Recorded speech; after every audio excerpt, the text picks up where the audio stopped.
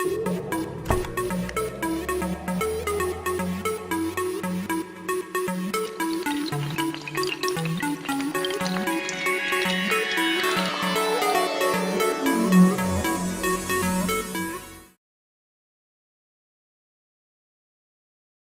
boa tarde a todos, né, e a todas. Hoje a gente vai conversar, né, sobre o desafio do ensinar e do aprender no ensino superior no contexto da pandemia da Covid-19.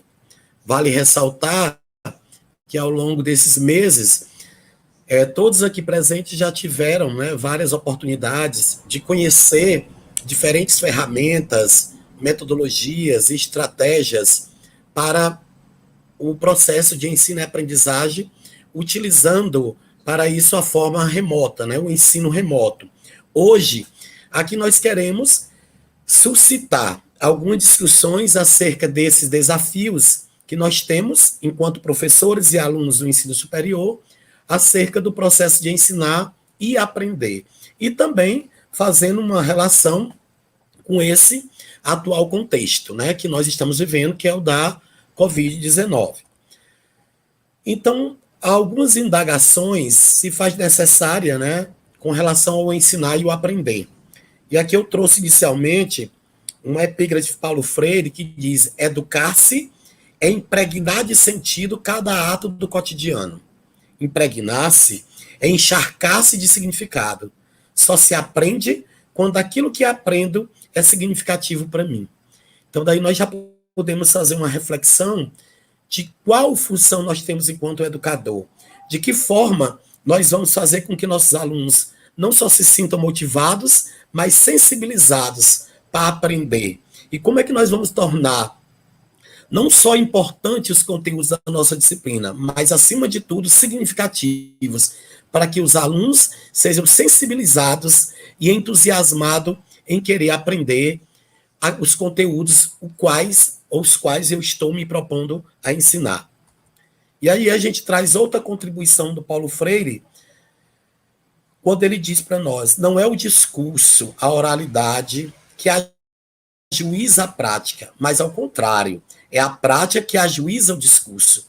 Então daí nós podemos refletir acerca da importância do aperfeiçoamento, do aprimoramento e do planejamento e replanejamento e reflexão da nossa prática. Porque através da nossa prática, nós vamos melhorar o nosso discurso e vamos poder fazer correlação do mesmo, né, através dos conteúdos da nossa disciplina e os conteúdos do mundo dentro do contexto social.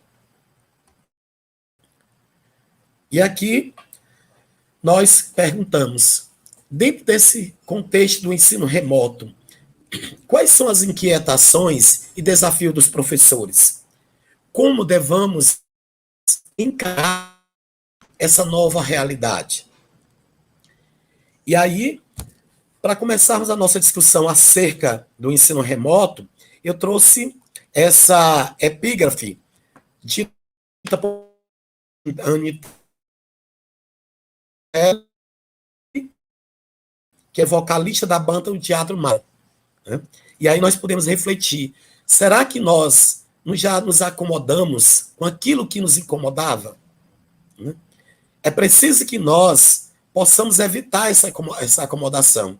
E aqui a gente faz esse questionamento: como evitar essa acomodação dentro do processo de ensinar e de aprender no contexto da pandemia da Covid-19? Será que nós já não estávamos acomodados com a forma de ensinar presencial, embora muitas vezes, nesse processo de ensinar e aprender na forma presencial que nós estávamos acostumados, existiam algumas nuances nesse processo de ensinar e aprender presencial que nos incomodava, mas que nós terminamos incorporando essa modalidade com uma forma mais eficiente e eficaz e nos acomodamos diante disso. E aí, vivemos agora um novo contexto, aonde nos solicita que nós saiamos dessa zona de acomodação, desse espaço de acomodação, e possamos buscar alternativas, mecanismos, formas, estratégias para poder reinventar o ensino. mas, acima de tudo, nessa reinvenção do ensino, garantindo sempre a aprendizagem significativa. E aí, eu trago aqui uma contribuição de Contreras, porque o Contreras, ele propõe que os professores possam fazer questionamentos de forma crítica, através de algumas perguntas. Porque para eu inserir-me dentro do contexto do ensino remoto, é preciso que eu, professor, tenha muito claro a resposta dessas indagações. De onde procedem, historicamente, as ideias que eu incorporo em minha prática de ensino? Como eu cheguei a apropriar-me delas? Porque ainda continuo respaldando o meu trabalho nelas? Como essas ideias influem no meu relacionamento com os alunos? À luz do meu descobrir, como posso trabalhar de forma diferente? Então, vejamos que aqui nós temos alguns questionamentos, né, para que nós possamos nos encontrar dentro desse processo, dessa busca de identidade do ser professor. Né? De onde estão, ou de onde vêm as teorias que eu ensino? De que forma eu apropriei-me delas? Né? Como eu acredito que essas teorias que eu defendo, elas possam respaldar o meu trabalho? E de que forma essa forma que eu me comporto, essas teorias que eu defendo e que eu trago junto aos meus alunos, elas podem ajudar no meu relacionamento com o meu aluno e ajudá-lo a crescer enquanto pessoa, enquanto profissional. Eu posso trabalhar essas teorias de forma diferentes? Eu posso agregar a essas teorias clássicas que embasam a minha disciplina, o conteúdo, o conhecimento específico daquilo que eu me proponho a ensinar, eu posso trabalhá-la de forma diferente? Eu posso agregar a essas teorias novos contextos baseados na realidade social que nós vivemos? Então, são esses questionamentos que se tornam imprescindíveis para nós, professores, podermos agir de forma crítica. E, acima de tudo, buscando desenvolver um processo de ensino e de aprendizagem que possa efetivar a emancipação de todos os agentes desse processo, professor e alunos. E aí hoje se discute, né, nós temos alguns pontos principais de discussões sobre o ensino remoto. E o primeiro dele é a organização e o planejamento de disciplinas remotas. E aqui a gente traz alguns questionamentos para nós socializarmos junto com vocês. Nós sabemos que uma disciplina presencial, ela não pode se transformar em disciplina à distância da noite para o dia. Nem ser vista dessa forma, simplesmente porque está acontecendo à distância, em função das circunstâncias pelas quais nós estamos passando. A gente sabe que uma disciplina que era feita de forma presencial, ela não vai se transformar simplesmente numa disciplina à distância. É preciso que a gente possa fazer as adequações necessárias ao momento que nós estamos vivendo. E, para tanto, se faz necessário organizar o plano de ensino e o de aula, fazendo as adaptações necessárias para o ensino remoto. Inclusive, nós já tivemos oportunidade de discutir acerca disso e de fazer demonstrações e intervenções através de atividades práticas. Qual a importância de organizar meu plano de ensino? Eu já não tinha pronto meu plano de ensino na forma presencial. Por que eu tenho que fazer um novo plano de ensino? Por que eu preciso fazer um novo plano de aula? Exatamente porque eu tenho que dar as novas dimensões. Como se diz popularmente, a nova roupagem, adaptando ao ensino remoto. Porque eu tenho que adaptar a minha ação, o meu planejamento a essa nova realidade, que é o ensino remoto. Para tanto, eu vou realizar o planejamento, né, das aulas, tendo por base a infraestrutura, os recursos didáticos e tecnológicos que temos à nossa disposição. Então, é preciso que o professor, dentro dessa organização e planejamento das suas disciplinas remotas, ele possa realizar o planejamento das suas aulas, né, tendo por base a infraestrutura, né, aonde você vai desenvolver a sua prática educativa, tem a estrutura suficiente para que você possa desenvolver adequadamente? Você tem à sua disposição os recursos didáticos e tecnológicos necessários e imprescindíveis para que você possa desenvolver uma prática educativa coerente e que atenda à demanda e às peculiaridades da sua disciplina, bem como dos alunos? Então, isso nós temos que estar atentos. Temos que estar super atentos a esses detalhes. Por quê? Porque a gente sabe que a partir desse planejamento e dessa organização, ele será um dos viés para que a gente possa alcançar o sucesso da nossa prática educativa. O outro ponto em que nós hoje trabalhamos dentro das questões e das discussões acerca do ensino remoto é a autonomia discente e a mediação pedagógica, né? De que forma nós podemos trabalhar dentro do ensino remoto essa autonomia discente? E como nós seremos, ou de que forma nós podemos desenvolver o nosso papel enquanto mediadores pedagógicos desse processo de ensino e aprendizagem dentro dessa nova realidade? Primeiro, a necessidade de nós de reposicionar-se no papel de professor mediador e não de detentor ou retentor único do conhecimento. Então, nós precisamos buscar essa reposição, né? A necessidade de nós nos reposicionarmos nesse papel de mediador e ter consciência o que é um professor mediador. Como é que eu vou mediar o conhecimento? Como é que eu vou mediar as atividades propostas? De que forma eu vou mediar esse diálogo e o feedback junto aos meus alunos? Como eu vou fazer me entender? Como eu vou fazer com que os alunos possam compreender a minha mensagem e que eles possam obter uma aprendizagem significativa dentro desse novo contexto? Também, dentro dessa questão da autonomia discente e mediação pedagógica, a necessidade do professor mobilizar os estudantes para que eles aprendam de forma autônoma e participativa, dando-lhes a oportunidade de pensar e agir de maneira crítica, responsável e colaborativa. Vejam aí mais um desafio que nos é proposto, né, diante de buscar suscitar essa autonomia discente, né, de nós mobilizarmos os nossos alunos para que eles busquem a sua autonomia, para que eles se sintam capazes. A necessidade de nós encorajarmos para que eles tenham consciência da sua capacidade e de também que eles possam desenvolver-se criticamente e dentro de um ambiente de colaboração. Também, nós, professores formadores, temos que traçar metodologia de ensino que favoreçam a efetivação do processo de ensino e de aprendizagem, tornando os alunos protagonistas na construção do conhecimento. A necessidade desses alunos serem seres ativos na construção do conhecimento é uma realidade.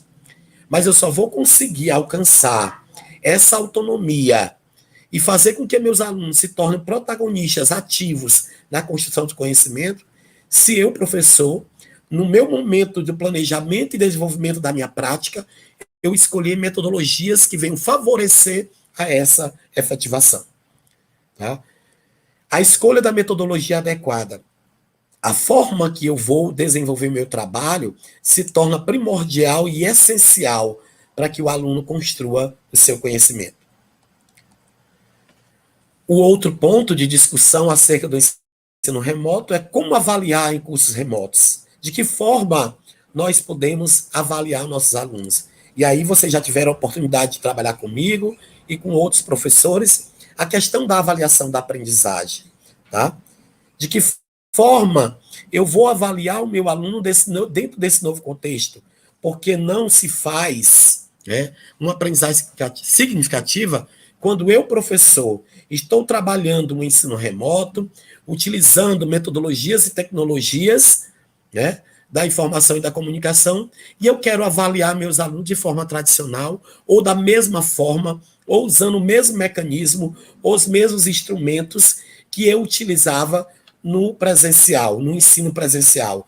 É preciso que eu possa me reinventar, e é preciso que eu veja qual é o instrumento de avaliação mais eficaz para que eu possa desenvolver nesse momento.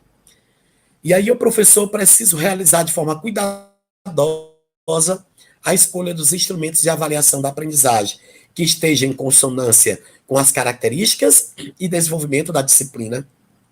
Eu tenho que observar atentamente o feedback estabelecido pelos alunos em relação aos conteúdos trabalhados, porque a partir desse feedback eu posso aí incrementar, aprimorar e também fazer as escolhas adequadas dos meus instrumentos de avaliação.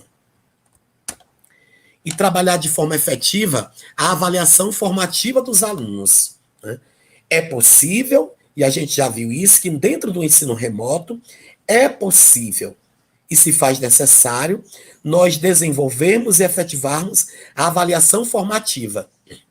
Por isso, o professor tem que trabalhar essa avaliação formativa em todas as atividades avaliativas propostas, inclusive realizando a devolutiva das mesmas, né? A necessidade de você acompanhar, estar atento a todo o desenvolvimento do aluno dentro desse contexto, dentro desse ambiente virtual, dentro dessa realidade do ensino remoto. Mas se faz necessário também que o professor assuma o compromisso de fazer a devolutiva das atividades ou instrumentos avaliativos propostos para os alunos, para que eles tenham um real, tá, panorama de como está a sua situação, de como foi sua aprendizagem, e que ele possa, através dessa devolutiva, que deva ser feita de forma articulada, tá, e de um diálogo efetivo entre professores e alunos, que ele possa ver quais os pontos eles precisam melhorar e quais pontos eles obtiveram ou alcançaram os objetivos propostos. Porque a partir desse feedback, através da avaliação formativa e da devolutiva dessas atividades avaliativas, os alunos eles podem ver, como também os professores, onde pode fazer os maiores investimentos ou quais investimentos podem fazer para que possa alcançar a aprendizagem daqueles conteúdos que não foram alcançados com sucesso.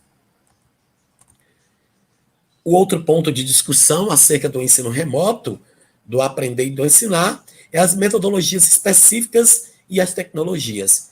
E aí, aqui, eu optei em não listar para vocês todas essas ferramentas, né, porque vocês já tiveram conhecimento de todas essas metodologias e tecnologias que podem lançar mão, né?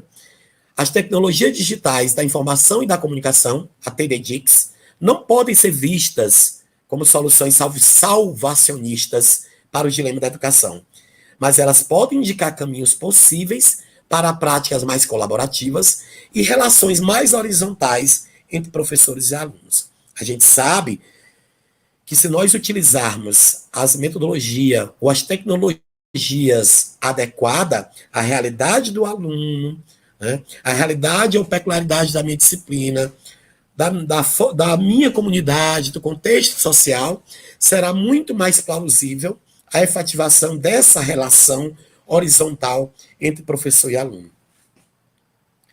Embora já estejam amplamente disseminadas em nossas práticas cotidianas, as tecnologias ainda não foram dominadas em todas as suas possibilidades, incluindo aí as possibilidades pedagógicas. Durante esses meses, nós aí estamos descobrindo que as tecnologias digitais da informação e da comunicação, elas ainda não foram utilizadas por nós em todas as suas dimensões. Nós ainda não conhecemos ou não dominamos todas as suas possibilidades de uso, inclusive a pedagógica, né? Quantos de nós já conhecíamos essas metodologias, algumas dessas ferramentas ou recursos didáticos tecnológicos, como eu costumo chamar, nós já conhecíamos, mas nós nunca imaginávamos que poderíamos aplicá-las de forma eficiente e eficaz dentro do contexto do ensinar e do aprender. Nós ainda não tínhamos trabalhado com o mesmo aprofundamento, com o mesmo planejamento, com o mesmo propósito dessas tecnologias serem utilizadas na dimensão pedagógica. E agora nós temos esses desafios, né, de incorporá-la à possibilidade pedagógica, de que forma eu posso utilizar essas tecnologias no viés pedagógico para efetivar uma aprendizagem significativa. Daí a necessidade de eu, professor, ter a preocupação em escolher a tecnologia que melhor possa atender à realidade dos alunos, às peculiaridades do ambiente virtual e aos objetivos da disciplina. A gente sabe, por exemplo, que quando os alunos não têm uma boa qualidade de internet, é melhor usar o Meet do que a RNP. Então, eu, professor, vou ter que ver essas escolhas. Qual é a melhor metodologia? Qual a melhor forma, né? A gente viu recentemente que a própria RNP lançou mais lá um instrumento onde eu, professor, né, onde eu, dono da sala, posso ver qual o nível da qualidade da internet de todos que estão na minha sala, para que eu possa ver quem está com qualidade de internet boa, mediana, ruim. Então, são várias as possibilidades e essas próprias ferramentas, essas próprias metodologias, essas plataformas, ou melhor, todos esses recursos didáticos e tecnológicos que na atualidade nós estamos lançando mão, muitos deles estão se aperfeiçoando, muitos deles estão sendo aprimorados para que possam atender essa nova realidade. E aí, diante disso que nós discutimos, a gente aqui lança um questionamento. É possível ser um professor reflexivo no contexto da pandemia da Covid-19? Porque se faz necessário que nós possamos nos tornar, não só dentro do contexto da pandemia, mas nesse momento, especificamente dentro dele, que nós possamos nos tornar professores reflexivos, que nós possamos analisar de forma reflexiva, como diz o Sean, e como tão bem defende, o antes, o durante e o depois da nossa prática. Que a gente possa utilizar o ato reflexivo como uma necessidade. Porque a gente sabe que todo professor reflete, mas nem todo professor chega ao grau de reflexividade. Por isso, nem todos se tornam efetivamente professores reflexivos. E há essa necessidade. Se faz necessário eu buscar me desenvolver ou desenvolver-me como um professor ou como um educador reflexivo. E aí a gente pergunta, né? Como ser um educador reflexivo no contexto da pandemia da Covid-19? E aqui a gente traz alguns questionamentos, né? Para que eu me torne um professor reflexivo, é preciso que eu tenha uma atuação flexível e contextualizada. A necessidade da flexibilidade, tanto no meu planejamento, como na minha ação, como nos instrumentos de avaliação que eu vou utilizar, das plataformas que eu vou utilizar, porque muitas vezes eu posso ter planejado a escolha de uma plataforma, de um recurso de dados tecnológico, mas quando eu vou desenvolver junto aos alunos, eu percebo que essa não é a melhor ferramenta, e aí eu posso, através dessa atuação flexível, comunicar aos alunos e mudar essa perspectiva. A necessidade de nós estabelecermos um diálogo com a realidade.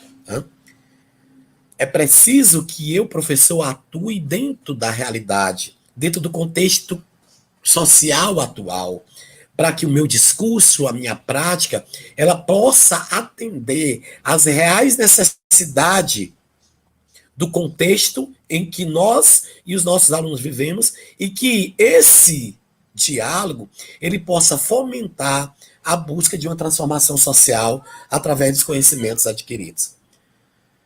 Também se faz necessário que nós, professor, podemos ou devamos mobilizar e reconstruir os saberes docentes. Nós sabemos que os saberes docentes estão aí, o saber curricular, o saber disciplinar, o saber da experiência, o saber didático pedagógico, os saberes da formação, mas a necessidade de não só mobilizá-los, mas, acima de tudo, de reconstruí-los através desse diálogo com a realidade, se faz necessário. Porque o professor reflexivo, ele tem a preocupação com a aprendizagem continuada. E essa aprendizagem continuada, né, que alguns costumam chamar de curso de reciclagem, eu, professor Cleidivan, não gosto de adotar essa nomenclatura curso de reciclagem, porque quando a gente vai lá na epistemologia, né, da palavra reciclagem, a gente sabe que geralmente a gente recicla aquilo que não tem mais utilidade nós vamos transformar. E eu sempre defendo que o professor ele é útil, ele tem utilidade, ele só precisa buscar sua aprendizagem continuada. Então eu costumo chamar curso de formação continuada, né? Curso de aperfeiçoamento, né? Essa aprendizagem continuada que é constante. Porque como diz Celso Vasconcelos, nós, professores, somos eternos aprendentes. Tá? Somos eternos mobilizadores de conhecimento, de reconstrução do conhecimento. E é através dessa aprendizagem continuada que nós podemos nos reinventar, nos aprimorarmos, para assim podermos agir adequadamente. E também o professor reflexivo, ele precisa ter o hábito de refletir na e sobre a sua ação. Uma necessidade imprescindível para que nós possamos alcançar o maior grau de reflexividade. E aí, dentro desse contexto de como ser um educador reflexivo, e aqui especificamente dentro do contexto da pandemia, nós temos aqui um primeiro ponto. É preciso que o professor tenha uma vontade de melhor conhecer, melhor agir no fazer docente. Ou melhor, é preciso o professor querer. Porque não adianta você participar de todas essas palestras, por exemplo, que o PAAC está oferecendo. Todas essas webconferências, esses cursos, todas essas formas de formação continuada que está sendo proporcionado aos professores. Se eu, enquanto professor, não querer mudar, não querer incorporar isso dentro do meu contexto, né? Não basta só eu me motivar, porque a motivação é momentânea. Como a gente sabe que motivação vem do verbo movere, que é movimento. É preciso que o professor vá além, que eu possa me sensibilizar, porque quando eu sou sensibilizado, eu mudo a minha postura, eu mudo o meu modo de agir, eu mudo o meu modo de pensar, porque eu fui sensibilizado. Quando eu mudo uma atitude minha enquanto pessoa, enquanto profissional, diante de algum conhecimento que eu adquiri, eu não fui só motivado, eu fui sensibilizado. Porque a sensibilização ela é permanente e ela me leva à mudança de conduta e de postura. Então, o professor ele tem que ter essa vontade de melhor conhecer e de melhor agir.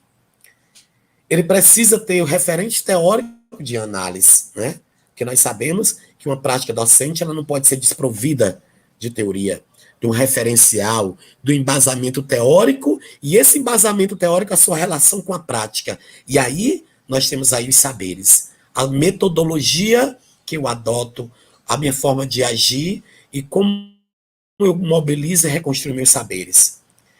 Eu tenho também o domínio das metodologias apropriadas, os métodos,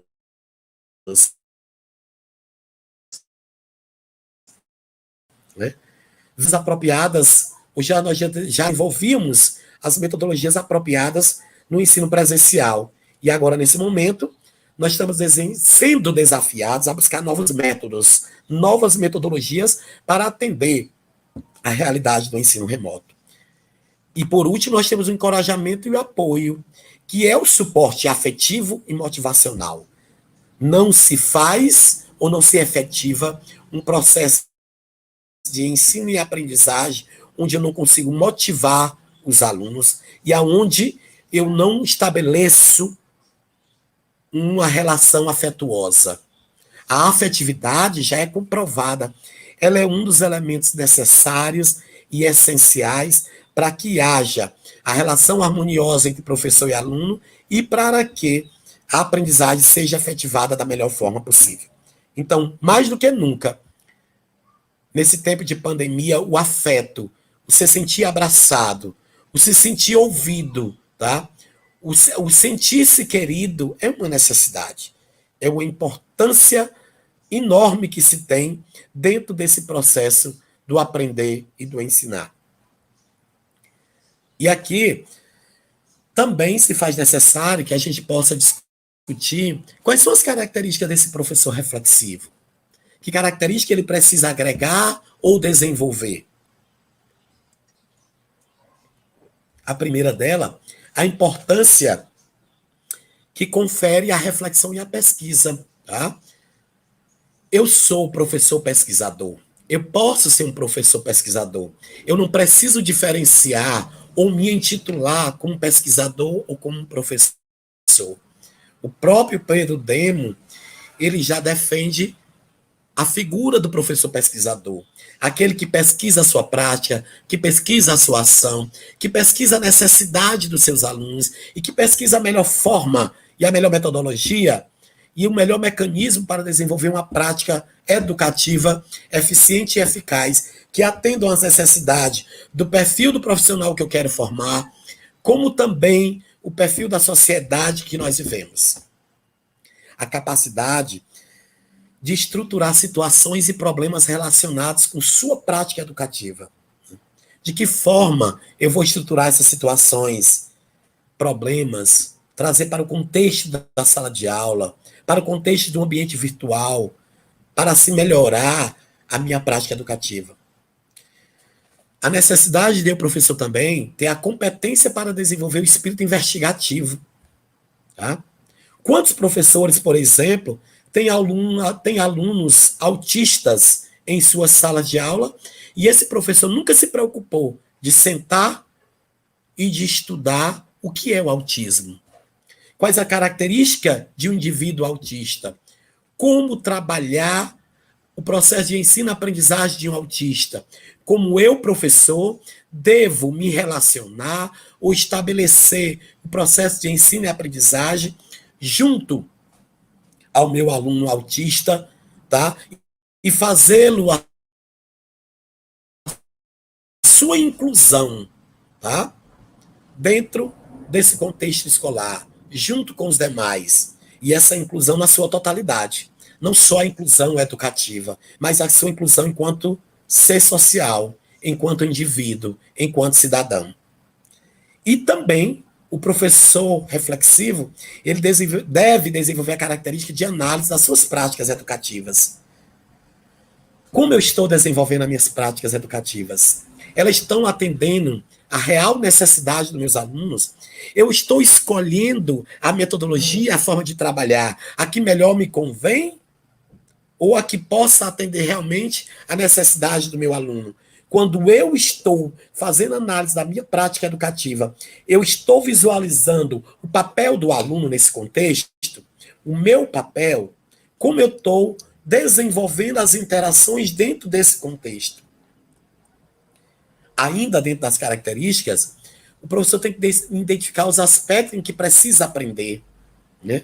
Nós agora estamos vivendo diferentes aspectos que nós estamos buscando aprender, a desenvolver, para atender a essa demanda da pandemia da Covid-19, para atender o processo de ensino dentro desse contexto. O professor também, reflexivo, precisa ter essa predisposição para falar e escrever sobre as suas próprias experiências pessoais e profissionais. Gente, as narrativas docentes, elas são interessantíssimas para momentos reflexivos.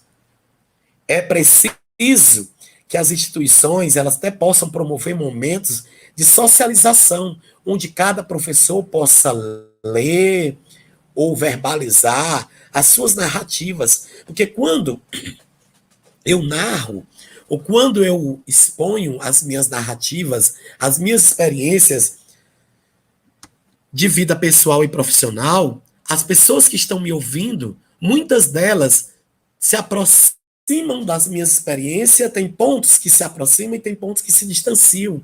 E daí vai se manter uma aprendizagem mútua, uma aprendizagem significativa, porque eu vou perceber em quais aspectos a experiência do meu amigo, de um profissional de educação que trabalha comigo, se aproxima da minha realidade. Em que pontos comuns as nossas vidas, tá? Que pontos comuns temos as nossas vidas, que pontos diferentes e como tratá-los. Porque uma reflexão solitária não adianta. É preciso que eu também aprenda a fazer uma reflexão coletiva, uma reflexão com meus pares. Um professor reflexivo, ele também tem que ter a característica de valorizar a efetivação das relações interpessoais e harmoniosas, tá? Porque é preciso essas relações interpessoais harmoniosas. Muito se fala da questão da inteligência emocional, mas eu só vou conseguir ter uma inteligência emocional, como defende a Katia Stocco-Smoley, quando eu tenho uma harmonia entre a inteligência intrapessoal e interpessoal. A intrapessoal é a capacidade que eu tenho de me conhecer, de analisar minhas práticas, de poder narrar as minhas experiências pessoais e profissionais. Porque quando eu tenho isso muito bem concebido, quando eu tenho um roteiro ideal, tenho um panorâmico ideal da minha visão intrapessoal, eu comigo mesmo, eu vou poder ser inserido dentro desse contexto das relações interpessoais. E quando eu tenho a equilibração entre a relação intrapessoal e interpessoal, eu vou ter aí a inteligência emocional, que é exatamente essa equilibração entre o intra e o interpessoal. O professor reflexivo, ele também tem a característica de trabalhar de forma planejada e intencional a inclusão dos educandos e dos educandas e das educandas. Como eu vou incluir todos e cada um? E aqui eu reforço, a minha forma de agir, a minha avaliação formativa também ela pode ser um instrumento de inclusão. Como eu vou incluir todos através desse acompanhamento diário, no dia a dia? E a gente sabe que mesmo no ensino remoto é possível eu fazer esse acompanhamento. Embora, muitas vezes, nós já até discutimos como vai ter a autonomia do aluno, de que forma eu vou ver a questão da honestidade, da autonomia, no desenvolvimento das atividades avaliativas. Tudo vai depender do contexto de como eu trabalho, da forma como eu vou sensibilizar os meus alunos e de como eu vou mostrar a importância dele aprender significativamente. Aqui são algumas das referências que nós utilizamos para embasar a nossa fala de hoje, tá? E aqui nós voltamos com Paulo Freire, né, com essa reflexão. A educação, ela é sempre histórica, localizada e deve contribuir para que os aprendentes, professores e alunos, assumam-se como seres sociais e históricos, como seres pensantes, transformadores, criadores e realizadores de sonhos. Vejam que isso que o Paulo Freire nos disse em 96 se enquadra muito bem no atual contexto que nós vivemos. Nós estamos vivendo um momento histórico e que nos leva, né, a nos tornarmos aprendentes significativos. E aí, nesse processo de ensino-aprendizagem, somos aprendentes, tanto professores como os alunos. E aí a necessidade de nós nos assumirmos como seres sociais, desenvolvendo os nossos papéis sociais da melhor forma possível, porque nós somos seres históricos. E como seres históricos, nós podemos também nos tornar seres pensantes, que transformam a minha realidade através do meu espírito criador e através da realização dos meus sonhos. Como diz o Chiniachik, eu sou do tamanho dos meus sonhos. Os meus sonhos, eles vão dizer quem eu sou.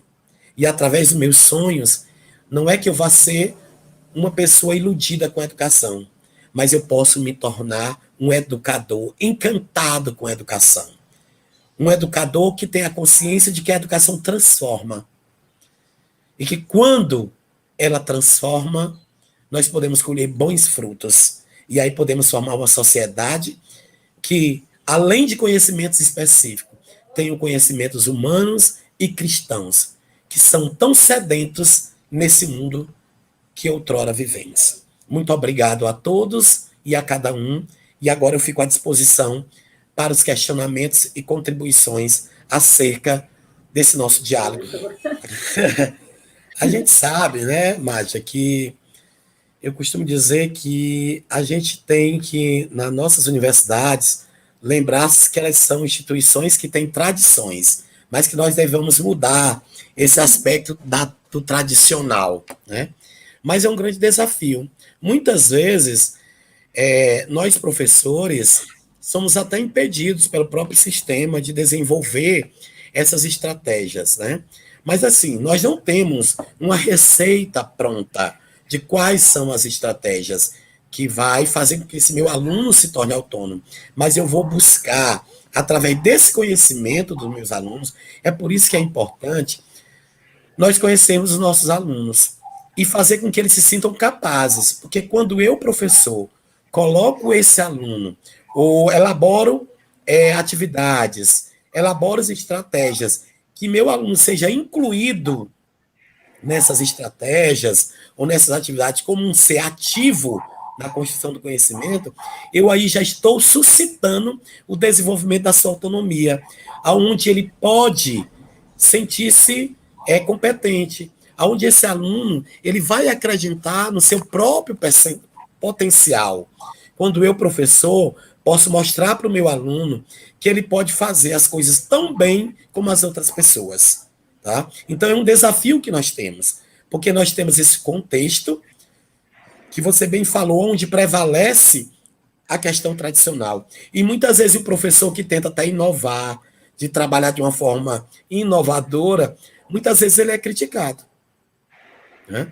Muitas vezes ele é criticado. Porque o que é mais fácil? Eu me tornar só mais um. Eu desenvolver o que todos os outros já desenvolvem. E aí eu volto àquela frase do Antinelli, lá da banda Teatro Mágico. Eu posso me acomodar. Porque quando eu entro, por exemplo, no ensino superior, que eu entro todo empolgado, tem muitas coisas, quando eu entro na educação, no sistema educacional como educador, tem muitas coisas que me incomodam e que eu quero transformar, que eu quero mudar. Mas, sem perceber, paulatinamente eu vou me acomodando dentro dessas situações, porque muitas vezes eu não quero ser alvo de crítica, tá? Eu não quero ser visto como diferente, mas é preciso ousar. Eu gosto sempre de citar que eu, em 88, tive uma professora de língua portuguesa que ela já trabalhava de forma diferente com a gente. Ela era criticada pelos colegas. Alguns colegas diziam que ela enrolava a aula, que ela queria que os alunos dessem aula no lugar dela, porque todos os nossos textos, as interpretações de textos, ela trabalhava através do teatro.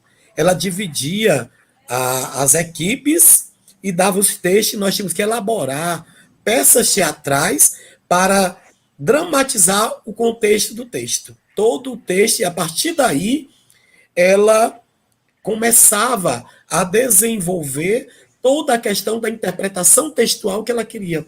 E nós aprendíamos de forma significativa. É tanto que até hoje ela é inesquecível. Quando eu a encontro, eu sempre digo para ela, professora, é sempre um prazer revê-la. O educador que eu sou tem a sua contribuição. Eu não seria o educador Cleidivan se eu não tivesse a sua contribuição na minha formação. Por isso que a senhora se tornou inesquecível. Porque todos nós, professores, marcamos a vida dos nossos alunos, de forma positiva ou negativa. Mas nós marcamos. É tanto que se a gente perguntar, cite o nome de um professor que marcou sua vida negativamente, nós vamos lembrar desse professor. Mas qual um professor que marcou sua vida significativamente, marcou sua vida de forma positiva, nós também vamos ter em mente esse professor. Então, que nós sejamos aqueles educadores que marcam a vida dos nossos alunos de forma positiva, que eles possam lembrar de nós da melhor forma possível. E para isso, eu tenho que me reinventar. E uma dessas formas é buscar estratégias que tornem o meu aluno autônomo, que ele não dependa diretamente de mim para adquirir o conhecimento, que ele possa buscar esse conhecimento. E para isso, eu tenho que torná-lo um ser ativo na construção do conhecimento. Como a gente já mencionou, né? Esse papel do professor, ele é imprescindível. Porque, assim, se diante desse contexto, eu, professor, não tiver a coerência, a consciência e a preocupação de desenvolver competências e habilidades que venham favorecer um ambiente harmonioso de aprendizagem, vai ser todo em vão o meu planejamento.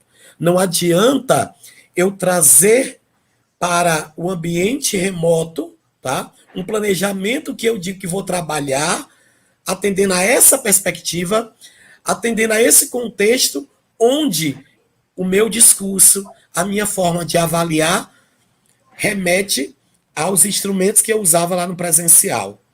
Eu preciso me reinventar, porque senão eu vou estar usando um recurso didático tecnológico ou eu vou estar lançando mão da tecnologia digital da informação e da comunicação, como bem fala André Rodrigues, mas a minha ação ela é uma ação docente tradicional, onde eu não vou propor aos meus alunos um feedback no ambiente virtual, onde eu não vou impor, onde eu só vou impor conhecimentos, eu não vou fazer que esse aluno participe ativamente, e bem como eu não dei a oportunidade aos meus alunos de socialização dos instrumentos avaliativos que eu vou realizar. Eu expliquei dentro desse ambiente remoto para o meu aluno como eu vou avaliá-lo, tá? Qual é a tecnologia ou a plataforma dentro do ensino remoto mais adequado para esse momento, para eu avaliar o meu aluno dentro desse contexto. Então, todos esses aspectos, o professor tem que observar. Então, o papel dele é de mediador. É por isso que lá dentro das discussões do ensino remoto falou como é que nós vamos desenvolver a autonomia discente e a mediação pedagógica, através desse questionamento aí. Tá? Quando o professor faz esse questionamento, que a professora Marisa faz, é o quê? Como eu vou mediar esse processo? Eu sou um mediador pedagógico. Lá no ensino presencial, eu também sou mediador, mas a estratégia era outra. Agora, como eu vou ser mediador desse conhecimento? Como eu vou efetivar, através de uma mediação pedagógica que atendam às reais necessidades desse momento, eu possa efetivar uma aprendizagem que venha atender ao meu aluno, a expectativa dele, tá? Como é que eu posso sensibilizá-lo para aprender e participar ativamente das atividades que eu vou propor? Porque a gente sabe, já foi dito, que o ensino remoto não é educação à distância, embora muitas vezes utilizam algumas ferramentas comuns ou até as mesmas plataformas, mas o objetivo é outro, né? O objetivo nesse momento é outro. E é por isso que o professor tem que ter o seu papel de mediador. Isso. Assim, eu costumo sempre dizer que todos os saberes eles são essenciais, porque um possui uma íntima inter-relação com o outro, né? Mas aqui já está defendendo aquilo que eu trabalhei no mestrado, o saber didático pedagógico, ele é essencial. Porque para eu desenvolver o saber didático pedagógico, eu tenho que ter o curricular, que é o conhecimento do currículo, né? Do planejamento. Eu tenho que ter o saber disciplinar, que é os conteúdos da disciplina que eu estou me propondo a ensinar. Eu tenho que ter o saber experiencial, que é o saber da experiência, como a experiência que eu tenho enquanto educador vai ajudar ou pode me ajudar a desenvolver a minha prática professoral dentro desse novo contexto da pandemia da Covid-19. E aí os saberes didáticos pedagógicos, como é que eu vou tornar compreensível? Como é que eu vou fazer com que meus alunos compreendam a minha teoria, os conteúdos que eu proponho a me ensinar? Como é que eu vou me fazer entender enquanto educador? Quais são os mecanismos, as estratégias que eu vou utilizar para ensinar? E aí eu tenho que lançar mão dos saberes didáticos pedagógicos.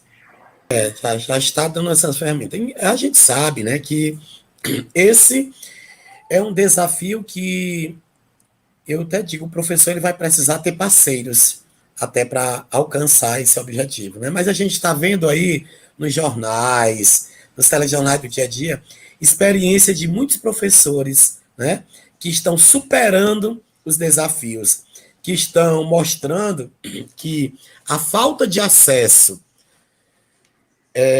à internet, ou o acesso de uma internet de qualidade, não é o empecilho maior para que ele possa fazer com que seus alunos possam aprender.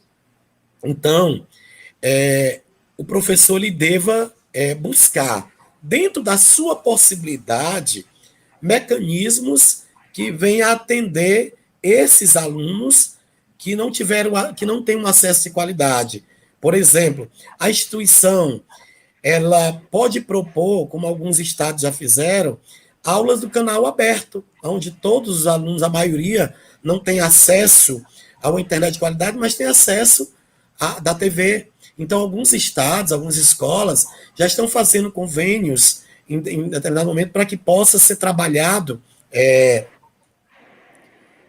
através da TV, aulas dos professores, né?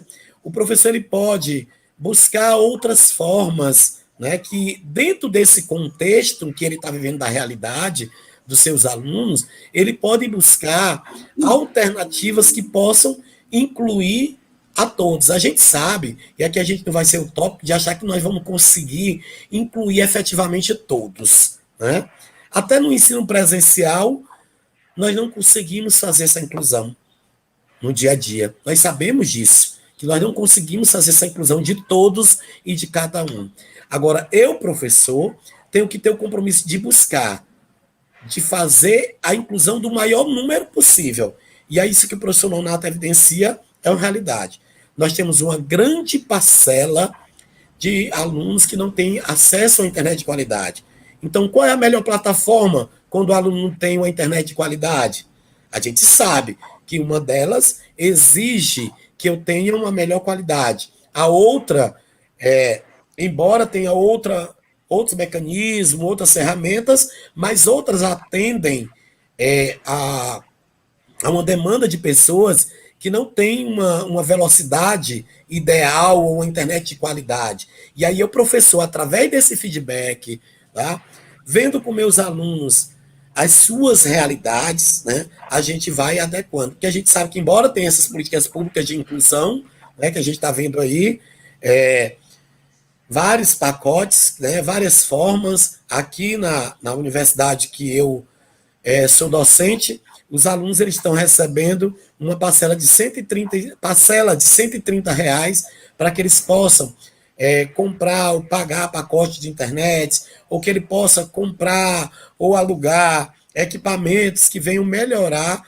o seu acesso, tá, e a sua participação no ensino remoto.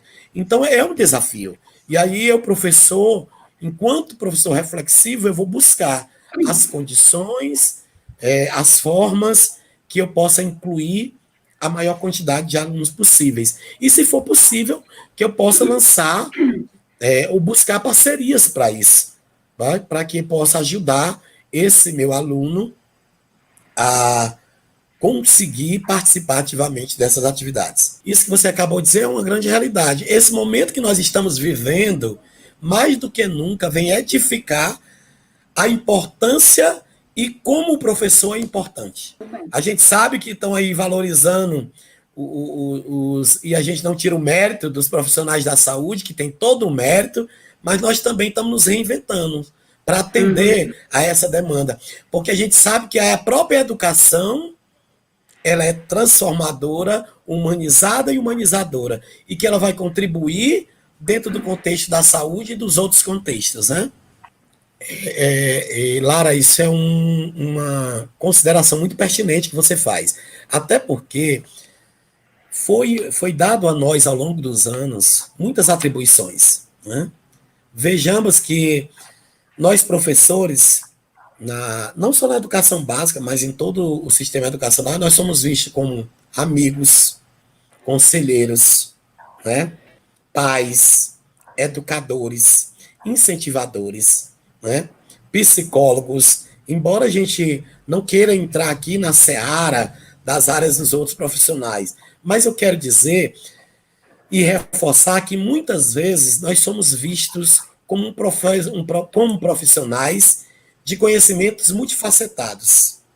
E às vezes essas muitas atribuições, essas muitas exigências nos levam ao esquecimento da reflexão das nossas ações.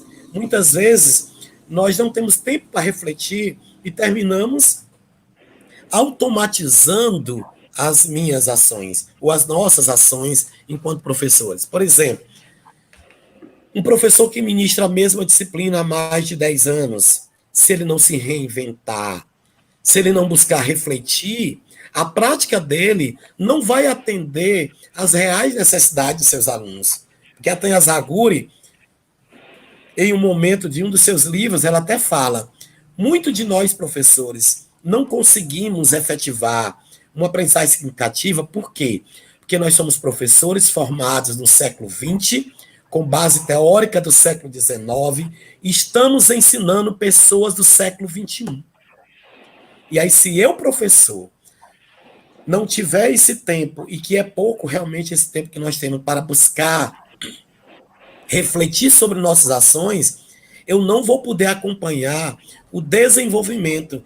E aí o meu discurso, a minha fala, os meus conteúdos, a minha teoria, ou a teoria que eu defendo, ela não vai atender às demandas dos meus alunos, porque eu estou dentro de um outro contexto. Tá? Então, o ideal é que eu traga a minha teoria, lá que embasou a minha formação do século XIX, e que eu estudei aqui no século XX, outras teorias que agregaram ao meu processo de formação, que eu possa agora agregar o contexto, dentro dessa teoria, o contexto do século XXI, as necessidades reais. Então, eu concordo plenamente com você que a gente não tem tempo, na maioria das vezes, mas que a gente deva buscar. E o momento do planejamento é uma forma, tá? É por isso que alguns autores que estudam planejamento, ele até diz que após o término das nossas ações, eu posso dizer, eu alcancei meus objetivos? Quais alunos eu ajudei a crescer? Quais alunos eu não compreendi o real significado das suas angústias, dos seus anseios? O que aconteceu na sala de aula hoje? Foi positivo? Foi negativo?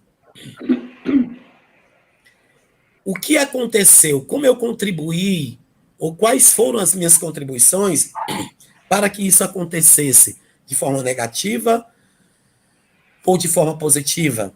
Eu lembro que quando eu era universitário, na década de 90, né, eu fui visitar uma escola em Fortaleza chamada Admirável Mundo, uma escola piagetiana.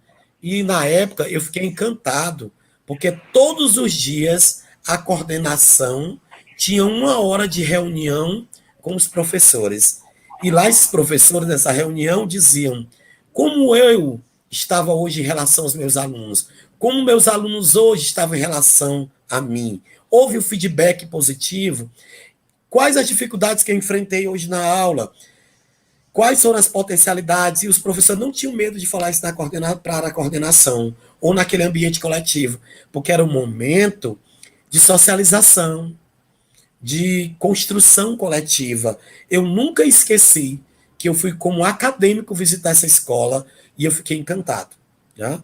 E lá, depois eu recebi uma aluna que era egressa dessa escola aqui no Colégio das Irmãs, quando eu era professor da educação básica, que quando eu era professor de matemática, quando ela não compreendia um conteúdo, ela dizia assim, professor, eu entendi, mas eu não compreendi. Tá? Porque mais importante do que entender é compreender. Porque quando eu compreendo, eu entendo. A minha compreensão é porque eu entendi todo o processo de construção daquele conhecimento. Então, quando eu explicava um conteúdo, e eu perguntava, me fiz entender? E ela disse, professor, eu entendi, mas eu não compreendi. Porque eu achava que era isso. E aí, através desse feedback dela, através dessa intervenção, eu ia buscar outra forma de ensinar.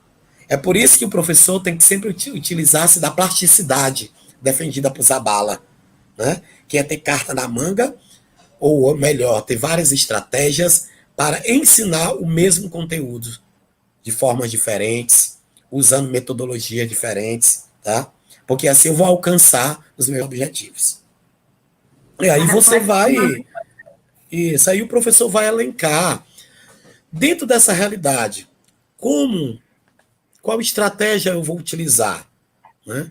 Eu posso elaborar um momento de discussão, né, onde eu possa, digamos, elaborar um instrumento avaliativo que esse aluno ele tenha dentro desse instrumento questionamentos reflexivos, que façam com que ele possa se posicionar, a opinião dele acerca daquele conteúdo trabalhado, não só atividades que exigem a memorização.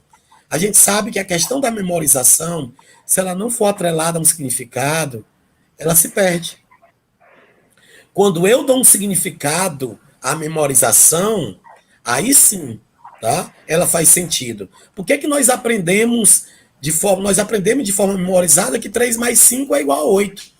Mas foi a situação do cotidiano, a necessidade nossa do dia a dia, que fez com que nós incorporássemos aquilo que aprendemos de forma cognitiva ou memorística como algo presente no nosso dia a dia. E aí, dentro dessa realidade, aquilo que eu digo, não existe uma receita pronta. Aí o professor, eu vou ver, diante dessa realidade, como eu posso avaliar? Ou se a gente olhar, por exemplo, a experiência da Telecurso 2000, né? Aquelas formas que a gente tinha antes de educação, antes da gente já trabalhar a questão da, das tecnologias na educação, a gente já sabe que já existiu, né, a forma de se trabalhar através do rádio, né, através da TV, a própria Rede Globo, ela trabalhou isso em alguns momentos, o próprio SESI buscou desenvolver um programa de desenvolvimento dos trabalhadores da indústria, para que possa atender. Então, nesse momento, eu, professor, vou ver, dentro desse contexto, qual é o melhor instrumento, tá? Qual a melhor forma? Porque eu não posso lhe dizer, é esse o instrumento, porque eu não conheço a realidade dos seus alunos. É por isso, professora, que a gente tem que sempre também ter como um dos elementos da nossa prática a nossa avaliação diagnóstica, né? Que é diagnosticar não só o que os alunos aprenderam, mas as suas realidades, os seus contextos. E através desse diagnóstico, eu fazer a seleção ou a escolha do melhor instrumento de avaliação que venha atender aos meus objetivos. Por exemplo, tem professores que ele pede, eu já vi professor dizer, não, eu vou pedir o trabalho manuscrito, porque pelo menos ele vai ter esse trabalho de escrever. E não só copiar e colar. Pelo menos vai ter o trabalho de escrever. Mas o questionamento que você fez para que ele escrevesse, leva esse aluno a uma reflexão? Porque você pode fazer com que ele reforce o que ele aprendeu, mas você possa fazer essa projeção, que ele possa se posicionar diante do que ele aprendeu, aplicando esse conteúdo dentro de uma situação, um problema, ou de uma situação do cotidiano. E no ensino superior, é um dos melhores lugares para a gente fazer isso, porque nós estamos formando profissionais. Né? Por exemplo, a gente sabe que o psicólogo é um ser humano, com todas as suas nuances, com todas as suas potencialidades e fragilidades. Mas o seu processo de formação exige que ele tenha uma equilibração maior do que os outros profissionais diante das situações harmoniosas e adversas. A própria formação dele, enquanto profissional da psicologia, exige isso. Mas a gente sabe que nem todos conseguem alcançar isso. Então, dependendo do meu processo formativo, eu tenho que desenvolver essas competências para poder, da melhor forma possível, né, desenvolver o meu trabalho. É o reinventar. Eu posso... O rádio ele pode ser reinventado. Né? Como agora o teor dele, como ele pode ser utilizado? Esses dias assistindo a Rede Brasil, a TV educativa, eu vi uma cidade do Agreste Pernambucano, onde através da pesquisa feita pela Secretaria de Educação foi visto que a maioria dos alunos não estava tendo acesso. E a maioria deles tem acesso ao rádio do que até a própria TV. E aí a prefeitura lançou mão de programas ou horário, comprou horários da rádio para que os professores pudessem trabalhar esses conteúdos e alcançar o maior número de alunos possível. Volto a reforçar. Dificilmente faremos a inclusão 100% de todos os alunos. Mas, se nós usarmos da boa vontade, né, da persistência, do otimismo, nós vamos tentar buscar alcançar o maior número de inclusão desses alunos, ou a maior inclusão possível. Eu acredito que sim, porque muitos de nós já conhecíamos essas ferramentas, né? As tecnologias, mas nós nunca tínhamos visualizado, né? Ou feito, ou utilizado essas ferramentas, ou feito um planejamento para utilizá-las como uma ferramenta pedagógica que possa alcançar o meu aluno no seu processo de aquisição do conhecimento. E que eu, professor, possa utilizá-la dentro desse viés pedagógico. Então, a gente sabe que o desafio é utilizá-la como uma ferramenta pedagógica eficiente e eficaz e que atenda o contexto. Então, um dos nossos maiores desafios nesse contexto é exatamente utilizar as tecnologias digitais da informação e da comunicação dentro do uso da possibilidade pedagógica. Porque, como eu até afirmei na minha sala, ela já é bastante conhecida, né? As tecnologias são bastante conhecidas, mas não foi ainda utilizada todas as suas possibilidades. E a pedagógica é a que, nesse momento, está sendo suscitado o maior uso, tá? Para o atual contexto, mas a priori, nós nunca ou tínhamos pensado de forma muito incipiente a utilização das mesmas. A gente sabe que a área da saúde já vem utilizando a metodologias ativas como uma das ferramentas, mas a metodologias ativas só é uma das formas. E as outras, né? Que a própria área da saúde está lançando mão para agora desenvolver as suas habilidades, que a gente sabe que a saúde, outras áreas, estavam utilizando as metodologias ativas, mas dentro do contexto do ensino presencial. E agora ela está sendo também passando por uma adaptação. Como eu devo fazer a sua utilização dentro do contexto do ensino remoto? Né? Então, é o professor se reinventar e se reposicionar-se a cada momento. Eu gostaria de reforçar que o atual contexto ele exige de cada um de nós, enquanto professor formador, ou melhor, enquanto educador formador, né, que nós possamos trazer o otimismo como nosso parceiro. E aliado a esse otimismo, a responsabilidade e o compromisso da busca de estratégias, metodologias e formas que venham reafirmar o nosso compromisso de educador, o nosso papel de educador e, acima de tudo, de formador de profissionais, de pessoas ou de profissionais que são mediadores do conhecimento, são construtores do conhecimento.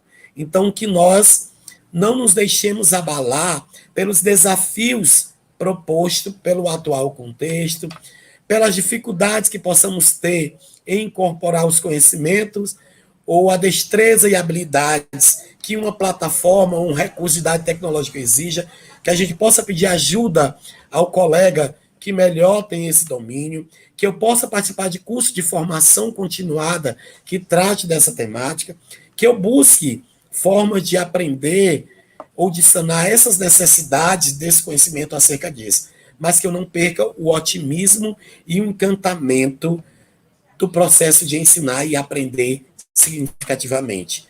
A gente sabe que esse contexto ele veio corroborar a importância e quanto o professor é importante nos diferentes contextos de ensino, seja ele presencial, seja ele à distância e seja ele no ambiente remoto. Nós somos importantes. Estamos agora provando isso. E provando que, independente do tempo que eu tenho de experiência, independente do grau de conhecimento que eu tenho, nós estamos nos reinventando como professor para poder ajudar de forma eficiente e eficaz o processo de formação dos nossos alunos. Então, muito obrigado a todos e a cada um pela atenção, tá? Nesse momento de aprendizagem, e eu espero que de forma significativa eu possa ter contribuído para a melhoria daquilo que todos e cada um que está aqui presente já vem realizando, enquanto profissional da educação. Fique com Deus, fique bem e fique em casa, né?